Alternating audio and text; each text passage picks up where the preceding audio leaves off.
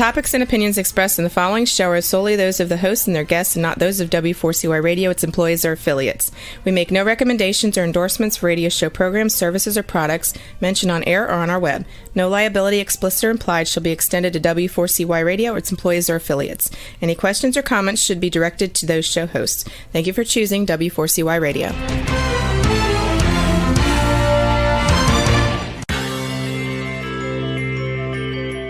Who is January Jones?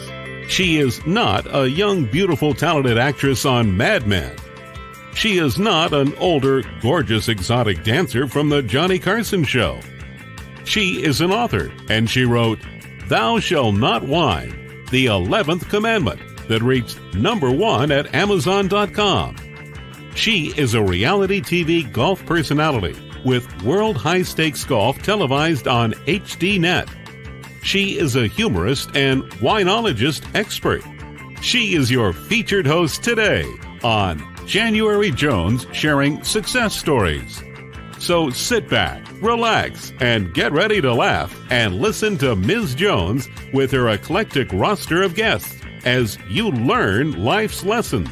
These stories plus sharing equals success. Welcome, and remember, beware, because you are entering the no whining world of January Jones.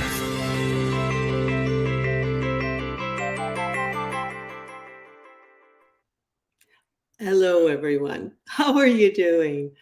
I hope you're doing well. It's such an exciting time of the year, isn't it, as we're getting ready for Christmas and the holidays. As you can see, the glitter granny, I'm going full bling today.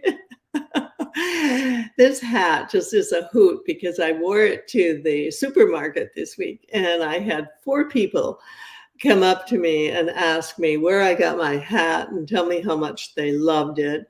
And then, of course, I had another 6 people ask me where I got my dog and how much they loved her. It's been a fun week. Now for my listeners, let me ask you a question.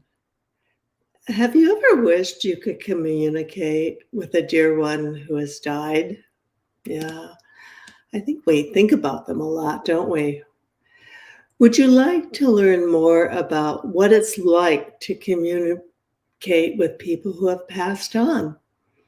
Well, I'm going to share with you today that I actually had an interesting experience this past week. One of my daughters gave me the gift of a session with a gal here in Sarasota who can communicate, and it was quite amazing. Have you ever wondered what it would be like to hear from people on the other side? Do you wish you could meet someone who could help you to reach out to the world beyond? Are you ready to make some big changes in your life? If you can answer yes or maybe to any of these questions, then you are in the right place. And I'd like to welcome you to January Jones Sharing Success Stories. So now it's time for you to rest, relax, go get some wine, get some cheese. This time of year, if you're in the north, get a cup of hot cocoa. Now let me tell you a little bit about my guest today. She has a BS in journalism, and she is the author of Life in the Mourning, Memoirs of an Undertaker's Daughter. Yes, you heard me right. She is the author of Tips from Your Property Shopper, so that ought to be interesting too. She is a teacher of transcendental meditation, and she was a manager of a rock band for 12 years. Author, public speaker, artist. It's my pleasure to welcome back to our show again today, Margo Lenmark. Hi, Margo. How are you doing? I'm great, January. It's so nice to see you again. I'm so happy to be back. Oh, wonderful. And tell me, how are you doing with the holidays? How are things going for you at your end of the world? Everything is going great, except there's one thing missing that I need. I need your hat. You know, I manage a rock band. You know, I need that hat. Yeah, this would be just perfect for you, sweetie. Yeah, I mean, Yeah, I just started, as you know, going with this brand, the Glitter Granny. And all of a sudden, all this glitter seems to be falling into my life. As I showed you before we went on the air, I even have a glitter drink. I'm jealous. I'm jealous. I don't have it with me here, but I have a glitter cane. Actually, I have several of those. So Wow. I'll share those later. You rock, January. Well, I'm trying. I'm trying to do my best. So, what have you been up to these days, dear? Well, I've been up to something kind of interesting. I just bought a house in Maine, and I'm going to go up there in the winter, which I don't like cold weather, but I'm going to go up there and paint. I'm going to get away from real estate a little bit, and not to retire, but just to go up there while it's cold and there's no real estate selling, and just take it a whole different lifestyle and just go inward and paint and see what comes out of it. Okay. So that's what I've been up to. Yeah, for our listeners, tell them where you are now. Right now I'm in North Carolina. I live on this little mountaintop in Boone. It's beautiful. And that's why I sell so much real estate here, because it's a gorgeous place.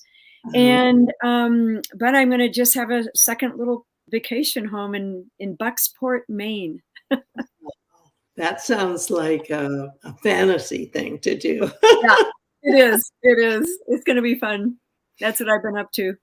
Okay. Well, you've been on the show before, and I love talking to you. And since I had you on last time, as I shared earlier, I had a session with someone here in Sarasota.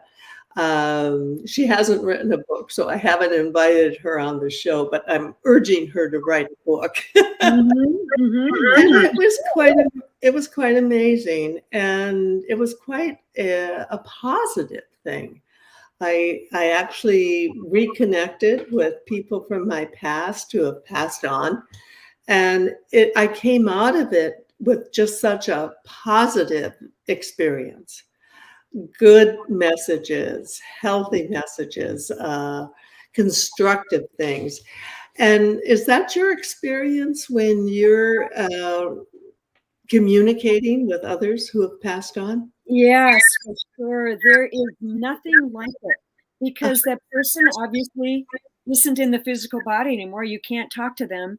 And when they come to you and you communicate with them, it's the most incredible experience. One of the most incredible experiences you can have, I think, because you actually did communicate with that person. And it's actually January. And I don't know, I want to hear what your experience was, but my experience was, it was exactly like talking to that person in physical form, except they weren't in the physical body, but everything else about it was the same. Their personality, their hug, it's really something. It's the most beautiful thing you can experience. And it also just really, it just proves to you that people don't die. They're still there because you literally talk to them. Mm-hmm. Yeah, it was interesting because with my session, I tried to say very little. I only did confirmation. And of course, the first person who shows up, one of the first people, was my mother. And of course, my mother was her whole life, she was a tap dancer and loved dancing. And of course, the first thing she shows up with is tap shoes. So here we go. So that was quite an extraordinary confirmation for me to have the tap shoes and the dancing be a big part. When was the first time you were able to communicate with someone from the other side? Oh, the very first time I was in college. So what was I, 20 or something like that? Young, yeah. And that was really an incredible experience because, I was kind of younger, and I wasn't used to that experience. And we were at his funeral. This was my fiance's funeral. We were at the funeral. Yeah. And wow. He was right here with me. And it was, people would say to me, boy, it's like he's talking through you. And I said, yeah, he's here. I know, I can tell you what he's saying, And during the funeral, when the minister was talking about the death and he's gone and everything, I remember debating whether I should stand up at the funeral and say, no, he's not. No, he's right here. And I thought, well, they're going to think I'm crazy. I can't do this, But it was really, really clear. And I didn't do it. I was good. But it was a very clear experience also. Yeah, it was my first experience of how you don't die. Yeah. And it was vibrant, and it was very positive, very positive. Did she have a message for you? Did your mother have a message for you? Oh, yeah, I got several messages. Right now, we're going to have a message about my book. And if you are a whiner or know someone who is a whiner, this would be the perfect gift to give them for Christmas. Lately, there's a whining epidemic in our world. People are even whining about whining. Are you sick and tired of listening to everyone whining all the time? So was January Jones, the author of Thou Shall Not Whine, the 11th Commandment, that reached #1 at Amazon.com. Ms. Jones based her book on a survey of the top 10 things that people whine about at all ages and all stages of life. January is a success coach that can tell you how to help others. When you buy Thou Shalt Not Whine, the 11th Commandment, you'll find out what people whine about and how to stop them from whining. This is the perfect gift book to give or get for any occasion. Thou Shalt Not Whine was voted the best gift to be given anonymously for those special people in your life. Ms. Jones is an internationally known author in the style of Irma Bombeck, specializing in housewife humor, with her book being published in Korea and China. You can find Thou Shalt Not Whine at Amazon.com. Welcome back with Margo Lenmark, my guest today. And she is someone who's been on the show before, and she's becoming a dear friend to the show. We're happy to have you, Margo. And before we go on, could you share your contact info and tell our listeners how they can get your book, your wonderful book, and how they can contact you? Yes. They can get my book on Amazon. It's probably the easiest way. Or they can go to my website, lightinthemourning.com, and that's MOURNING. Those are probably the best ways to get it, the only ways. You can contact me. If you Google me, you will find me, Margo Lenmark. And people they've called me. I'm a realtor, so my number is very available, and they've called me and grieved with me. And I've made a lot of good friends by doing that. It's been quite a wonderful experience. And are you available if someone would like to have a reading with you? Absolutely. Yeah. It wouldn't be as much of it might become a reading. I don't know, because I don't have control over when people come to me. They come to me, and it happens, and it's just incredible. So I don't know what would happen. And I wouldn't charge anybody. I don't even do that for a living, but I would certainly talk to them about their experience, and we could see what happens. I'm happy to do that. They can feel free to contact me. Okay, because I think sometimes a lot of people are a little reluctant or a little shy, or it's a little scary the first time you're doing this.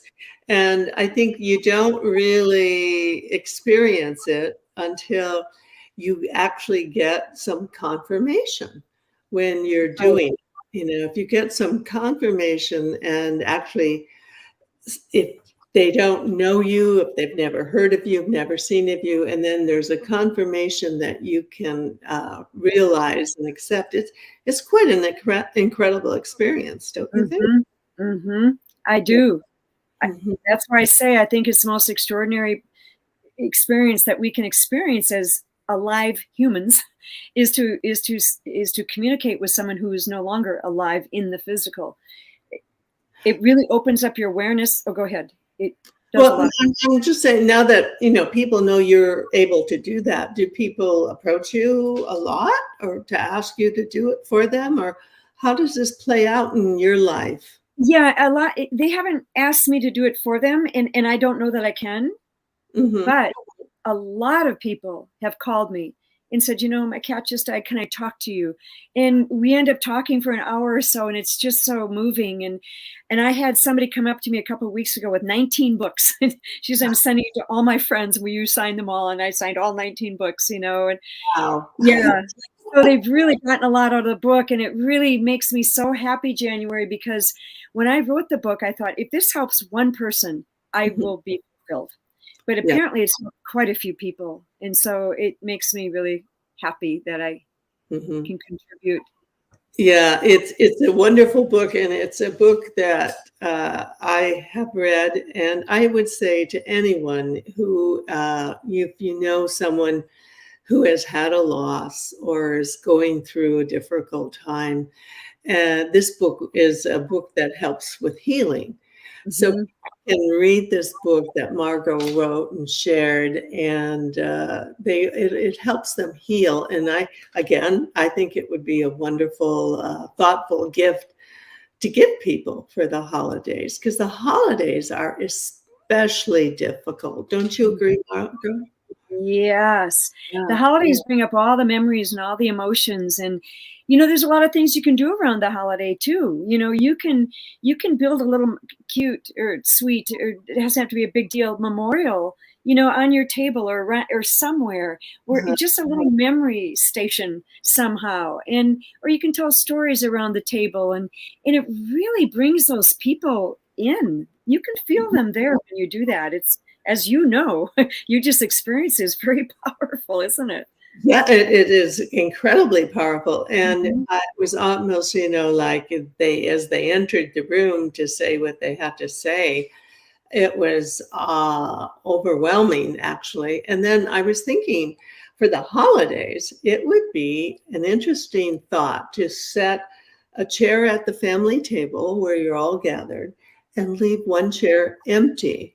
Yeah. And it would be interesting to, when you say your blessing, to invite other people, past parts of the family, to join. And I would think it would be kind of amazing to see what kind of a communication they could develop with other women. Oh, I think so too. And I think what would be really interesting is for the people around the table, because for some of them it's going to be weird, but I think it would be interesting to see what comes out of it, what they would say to that chair, what they would say to that person in the chair. It could be just a really beautiful, cathartic thing. I think that's a great idea. Yeah, you know what? Guess what? Places at my table. I just came up with it talking to you. Good thinking. That was good thinking. I like that idea. I like it a lot. I think this glitter hat is just amazing. It's actually making me kind of bright. Next time we talk, I'm going to have one, and our ideas will be incredible. We'll be good. Well, okay. And now next year we're approaching, this was very hard for everyone to believe, especially me. We're approaching the 60th anniversary of the John Kennedy assassination. And if you ever wondered who killed Kennedy, who had the motive, the means, and the money, you might be interested in reading some of my books. Let me ask you a question. Are you still wondering who killed Kennedy? Over 50 years later, the assassination is still a mystery. It is unfinished business for our country. Now, get ready for a theory that you've never heard before, but will make more sense than any other conspiracy theory that you've ever heard in the past. January Jones speaks the unspeakable in her book, Jackie, Ari, and Jack, The Tragic Love Triangle, connecting Jackie and Aristotle Onassis romantically prior to JFK's assassination. Did you know that Ari was Jackie's guest in the White House during the JFK funeral? He was the only non-family member who was invited by Jackie to stay there during the funeral. Aristotle Onassis was one of the wealthiest men in the world, with the means, the motive, and the money to order an assassination that was the perfect crime of the last century. Ari needed class, and Jackie needed cash. They were perfect for each other. Now, what is Camelot? It is but another tragic love triangle. Jackie, Ari, and Jack is available at JanuaryJones.com, Amazon.com, and audiobooks.com, read by Ms. Jones.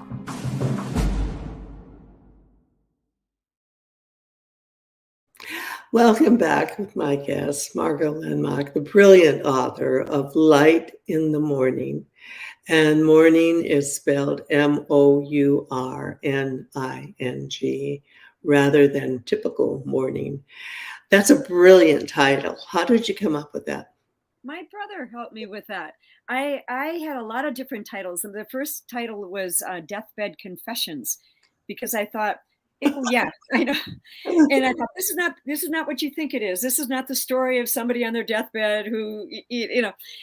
And somebody told me you can't have that as a title, but I thought, it's like people's face in death gives you a message. That's one of the ways you get a message from somebody. And I thought that's really cool. It's a deathbed confession. And then my brother said Light in the Morning. And I went, oh, it's so positive. And it's wonderful. The only thing I would have changed on the title, January, now that you've read it, you might agree. I started out putting Revelations of an Undertaker's Daughter, because these were revelations. Yeah. And my publisher said, you can't do that. You can't use Revelations. It's too biblical. But I shouldn't always listen to people, because I think it's a better title. It says it better. So anyway, there you go. Yeah. That's well, I can tell you a book title story, which is a funny story, because when I started writing my book, Thou Shalt Not Whine, the 11th Commandment, the first title was Dying Without Whining, which I positively loved. I do too. I think it's great. Of course, everyone said, no, you're not going to throw dying into your title with whining. So it never made it. It never made it to the actual book cover. But that might be my next title. That'd be a good one for me. You can have it, kiddo, because no one let me use it. It's all yours. When I was reading your book, you had some incredible chapters that really touched my heart and soul. One chapter, which you started out with, is you write about death is not dead. And that's an interesting concept, because so many people, when confronted with death, feel it's so final, it's so done, it's so over. And you're telling us in your book, it doesn't mean you're dead. That's right. And that is kind of that's one of the points of the book. I end with that sentence too, because, you might remember the story of my brother when I went on that shamanic journey to find him. And it was just the most, I just cry thinking about it. It was so beautiful. And, he came to me in a dream. There were several episodes of my brother. And one time he came to me in a dream, and it was a real dream. He came to me. I said, Mike, what are you doing here? We just buried you, that kind of a thing. And he goes like that. He goes, I didn't die. I didn't die. And it was really interesting because he didn't, and then I went on that shamanic journey and I found him, and sure enough, there he is, live and well, Yeah. And so all of these experiences led to that. But the death is not dead. That came from that experience in college when he was talking to me during the funeral, when we were looking at him in the casket. He wasn't there, That's when we realized that death is not dead. It's because it's true. Yeah, what a powerful message that is. Tell us a little bit about what prompted your chapter, The Miracle Pie. That's so incredible. What happened was a really close friend of mine died of cancer. And after he died, a really kind of enlightened, wise person, friend of ours, said, you should have the memorial service 10 days after they die, because the body is more processed and the soul will be there. That person will actually be there, present. We'd already done the memorial service. We did it 5 days after he died. So 10 days after he died, we decided to have this party. And 17 of his closest friends were at this dinner party. And there were 17 people in the main dining room and 5 people in the kitchen. And we could feel Tom there. We could feel him. And we were all telling stories about Tom. It was really fun and funny. sad and all of the emotions. And at one point, the host of the party, his girlfriend, Anne, comes over and she has 17 plates and puts them on the table. And then she brings this little pie in a little tin. And it's an apple crumbly pie. And she said, Deborah brought pie. And she puts the pie down. Well, with that crumbly pie, you can only cut 6 pieces. And there's 17 plates and 17 people. So we were at the big table where she put this. And everybody around me, Deborah, me, Mac, all of our friends said, I'm not having pie. I'm not having pie. And we realized that the only people having the pie were the people in the kitchen because there's 6 pieces and there's 5 people out there and we weren't going to get pie. And that was fine. So Deborah and I start cutting this pie, putting it on the plate, adding a fork, passing it down, telling stories, passing it down with the pie, pass it down. And we're telling Tom stories and we're going like this. And then all of a sudden we're just passing it along. And somebody from the kitchen says, we all got pie. And I looked around and the kitchen all had pie. We all had pie. And it was a great big piece of pie that could be cut one more time for Deborah and me. Oh, wow. Wow. I love that story. We looked at each other and we went, loaves and fishes. It was incredulous. Yeah. So somebody said, Margo, tell this one story about Tom. And I started telling it. And I just burst out laughing. I put my head on the table. I said, wait a minute. Do you guys realize we all have pie? Do you see what just happened? It was just incredible. And that night, and somebody comes from the kitchen and they come out there and they go, oh, wow, it was a miracle pie. And that's what she said. And I realized that miracles happen when you're not looking because we were all distracted, serving the pie, telling stories and doing all this stuff. And it was incredible. And that night, before I went to bed, I called Deborah and I leave her a message. I'm laughing and I'm going, where did that pie come from? Did we serve all the pie and it all grew back? Did we cut a piece and that one piece grew back? Where did the pie come from? It was incredible. And let me add one more thing. One more. When we were laughing about the pie and everything, I could see Tom up here, out of my, in my sense, whatever. And he was up there, he was throwing this stuff around. It looked like kind of heavy white clouds, kind of light white, just throwing this stuff around just like this and just throwing it up there, just as if to say, there's plenty, just this stuff. There's plenty for everybody. Of everything. So it's a really amazing message because I've never forgotten it. I've never worried that I would run out ever since then because I knew there was plenty because I saw it and heard it in the miracle pie. So anyway. Yeah, that's a wonderful chapter in your book. I really enjoyed it. When I told you earlier that I had a session and some people from the other side told me that when I go through the tunnel, they're going to be waiting for me to greet me, which was wonderful to hear. Great news. Do you have any tunnel stories you can share with our listeners? I have a little bit of a tunnel story. It's different than that because I know that people meet you when you die and all of your loved ones are there to greet you. I've heard that too. I mean, I don't know that because I haven't died, but I've heard that. But I do have a tunnel story in that when I found Mike, my brother, when we went through that shamanic journey, and that might be a whole episode sometime because I just think that is such an interesting chapter. It is. But at the end, when I found him again and we talked like a mile a minute, it was incredible. And then when he was leaving, I had to let him go.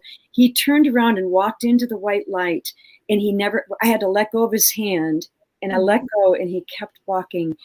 And it was incredible. I saw him walk through that tunnel to the light and it was amazing. I helped him do that. I helped him cross over. And we do go through a tunnel and it is light.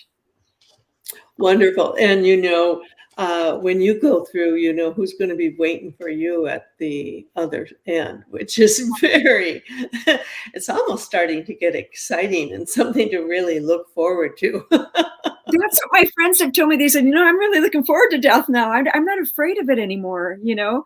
It's going to be a reunion with all the people that you love and you've missed. It's going to be good. Yeah. And that's your mission.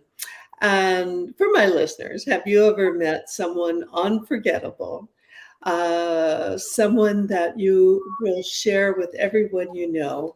And this is what I've done with my books, Priceless Personalities. I've had some people on my show, just like Margo, who are priceless, and we've had their interviews transcribed for you. So I hope that you would think of these for Christmas too. Have you ever met someone who was unforgettable? Someone who has touched your heart and soul? People who have faced difficult problems? People who have struggled to find solutions? People who fearlessly shared their stories? People who have not only informed you, but inspired you? People who have priceless personalities. I have been fortunate to host an internet radio talk show called January Jones Sharing Success Stories, and it has been my privilege to interview hundreds of guests. My guests have shared their stories, their struggles, their secrets, and their successes in their own words. In this book, we're talking about people dealing with problems such as incest, molestation, runaway kids, child abuse, drug abuse, polygamy, unemployment, scandal, and starting over. Then there are my guests dealing with difficult physical struggles such as blindness, cancer, and birth defects that are beyond traumatic. My guests have all been exciting, eclectic, and energizing. They have amazed, amused, and even astonished me. I have adored getting to meet them, and I adore sharing them with you.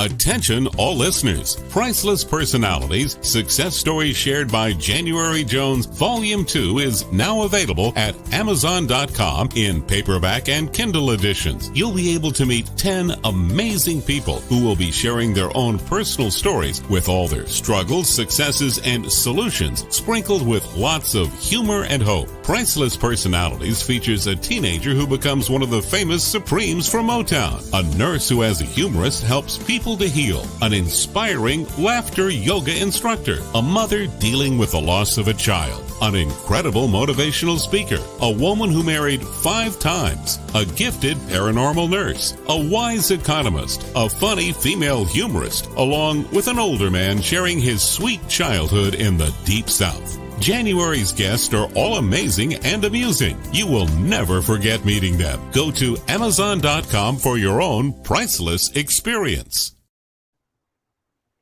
Welcome back with Margo Lenmark. And as we approach the holiday season, it's a difficult time for everyone who has lost anyone they love and miss. Let's talk about your chapter on dealing with grief. And what advice do you have for people who are doing that during this difficult time of year? Yeah, there's a chapter in my book, January. It's a 2-page chapter, and it's called Good Grief. Because at my brother's funeral, and the reason I wrote the book was because of my brother, because we were so close. If there are soulmates in life, he's one of them, and with me. And I really cognized how we grieve and why we grieve. And it's really important, I think, to understand kind of the mechanics of it. You know how you're sitting in a funeral or you just got news or whatever, and you sort of stare off into space and you're kind of remembering that person in, you're just staring, and you see it all the time when people die. People just sort of stare and they're thinking of the last time they saw that person or something like that.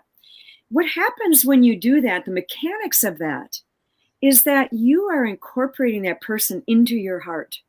They're gone now, and so you're remembering them in that moment or in many moments, in a totally different way. And you're just sort of, through that memory, tucking them right into your heart. And they are finding their place in the heart. And what happens when you do that is the next time you grieve, it's not quite as painful. You've incorporated them more, and then it's not quite, and you do it again, and now it's not quite as painful when you grieve again. And so what happens is after a while, you really incorporate that person into your heart. They're solidly there, and the grieving really subsides. like now I think of my people and I can cry, but I don't feel that grief anymore. I just feel the love of that memory. I just feel like I'm in love with that person that I loved so much. Mm-hmm. And so there's a way to grieve. And the first thing is to allow yourself to grieve, allow yourself to just space out and do that thing that I'm just talking about, because it's a really important part of it. But there's a second part to it. And that is not to hang on to it either. A lot of people think, oh, I feel bad being happy because they're dead and I shouldn't be happy anymore. And that is really wrong, because I quote this Maharishi Mahesh Yogi many times in my book about this, when he said, it's important to grieve because it allows the soul to know they were deeply loved. But it's equally as important to allow the grieving to subside so that the soul knows that they were not a drag on your life. Oh, okay. Mm-hmm. Isn't that interesting? Sure. Yeah. You have to let it go. Well, I experienced that when my mom passed away, and very suddenly. And as we were flying back to go back for her, it was like I had this weeping that I had never had. And it was just like continuous, slow weeping. And as I said to my husband, I said, it's like tears are falling from my heart. My heart is broken. And the tears, you couldn't stop them. You just had to let them flow. And, the happy end of that story is I was lucky to have a dream many years later where my mom did a visitation and told me that the only thing important in life is love. Oh, yeah. That's so incredible. Yeah. And so it helps you put away a lot of the negativity and things around and just focus on one thing. And I think love is a pretty good thing, especially during this season of the holidays where there's so much festivity and joy. But yet, it's for so many people, isn't there? Oh, yes. And, the practical aspect of loving is, I learned from my dad when he died. Mm-hmm. And when he basically told me to keep my heart open in love at all times through all things. And I wasn't even sure what that meant until the next challenge I had. I get challenges all the time in my work and everything. And what that means is just when you don't even feel love, just kind of stretching your heart open and letting it fall open into love, because your heart naturally feels love. And it's so easy to close down for so many reasons. And it's like what you're saying, what your mother said, to love is just to allow that to be open and not to close down. Yeah. Mm-hmm. Yeah. So true. Okay. Last time you were on, I asked you if you could have dinner with someone living or beyond, aside from me. I want to be your first choice, dear. But aside from me, who would you have dinner with? Oh, let's have lunch with tea and crumpets. Tea and crumpets. Okay. It still is you, but and we will do that one day. But Václav Havel. Václav Havel was he was the president of Czech Republic when it became a free country. Okay. And the reason I say that is because when he became president after Czechoslovakia was, it was in such an awful state, and now it's free. He went before his people, and his message was, our first duty as a free nation is to forgive our oppressors. Wow. I know. Wow. Right? Yeah. I just respect that so much. I would love to meet him and have lunch or dinner with him. Yeah. Well, life is living, and it's the reality I've discovered is it's about love and forgiving. Mhm. And I had a visitation in this session I had from my father. From Mhm. We had a lot of unsettled issues, and he actually appeared and had a very healing message. And he actually apologized, which was kind of shocking. Wow. And it gave me the opportunity to accept the apology and to experience forgiveness. Mhm. And, so many people as they get older, your life tends to go back to early things that happened that, you kind of question how you handled. And I think one of the big lessons in life is learning how to forgive yourself. Yes. Yes. You know why? We're all doing the best we can do. We are doing, if we weren't, I mean, we are. We're just, how we're doing our life is as good as we can do. And Mhm. it's our job to try to keep improving it. And that's how we grow as individuals. Even your father did as well as he could. And the fact that he came and apologized to you, that is really, that is such a full circle, and that's where forgiveness comes. And you have to forgive people when they apologize. They have come to you asking for forgiveness. It's your duty to forgive. You have to. Why would you carry that if somebody isn't wanting you to carry it? And if they've um corrected the situation, Yeah, and the reality I've discovered is forgiveness is a gift that you give yourself. that's right. Yeah, and it really makes a big difference in your life. You go of negativity, Mhm. and it helps you move forward. Wow, this has been such a fun show. It always is. I always love having you on the show. Just Thank very quickly, one last question. you. Do you have any regrets in your life or any things like, do you have a do-over you wish you could do? I don't. I don't.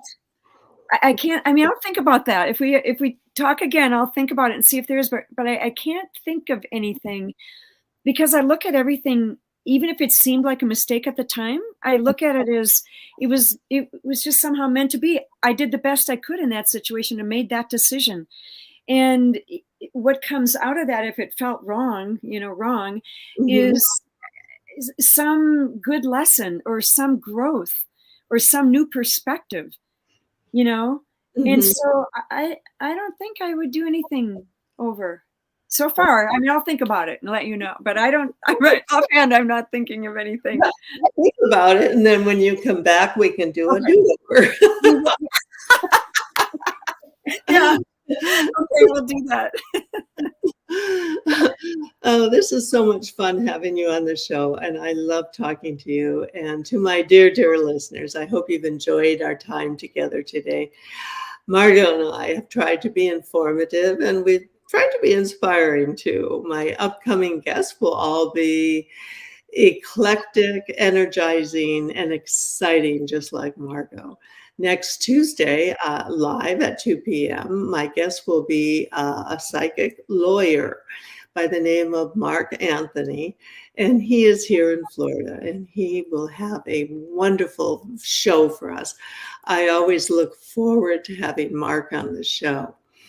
And today, in closing, my senior 79-year-old thought for the day is that I don't know how to do TikTok, but I can write cursive. And I do know how to do long division.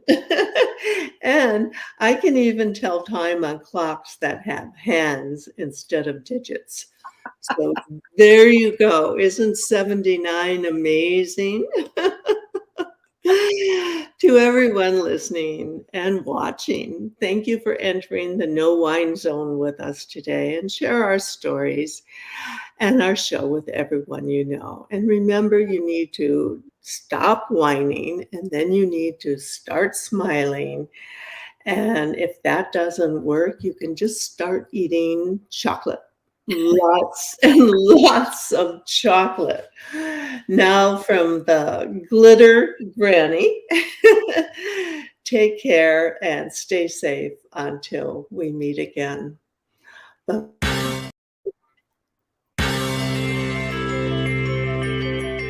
We want to thank you for listening to January Jones Sharing Success Stories.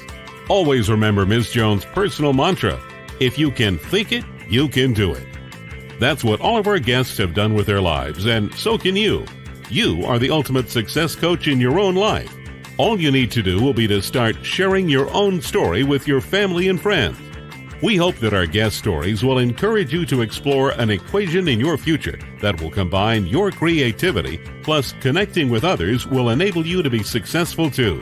Always remember, your passion plus your purpose will equal prosperity as you explore the wonderful world of January Jones.